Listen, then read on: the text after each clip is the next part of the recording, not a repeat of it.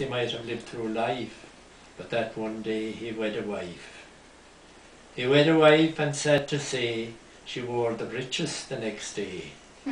Of business first she took control, which pierced the poor man to the soul.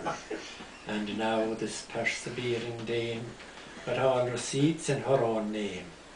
Outside the door the squire must stay to scratch his pole the lifelong day, except when called into his tea, and then she'd read his pedigree, and vilify the wretched squire, and if he said she was a liar, she'd take the tongs or heavy broom, and thrash the poor man round the room. But when her thread of life was spun, alone he was with the young son.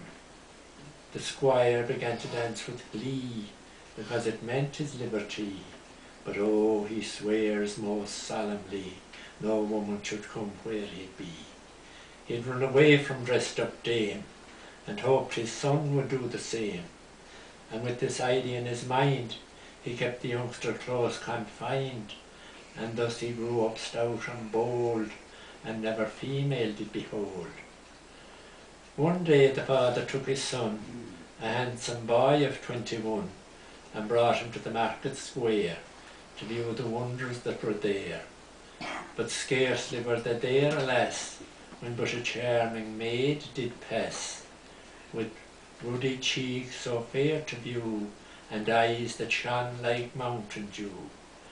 The youth, enraptured and amazed upon this being of beauty, gazed, saying, "Father dear, pray tell to me, what may this lovely creature be?" With grief the father hung his head. Nothing but a goose," he said. With butter, eggs and fowl, the boy beholds a crowd of girls come nigh. He plucks the old man's arm twice, saying, "Father dear, but geese are nice." So the father took him to the street, where all the gamblers used to meet, and still the boy is ill at ease, and thinks of nothing but of geese. Into a tavern both did go, where brandy, ale and wine did flow. The boy, still thinking of the geese, did never notice even these. So the father took the youth aside. "Now," he said, "that you have your day enjoyed, I mean to give you to the squire, whatever you say you may require." "Oh, thank you kindly," said the boy, all beaming with excessive joy. "Then, father dear, I ask of thee to get a little goose for me." That's good.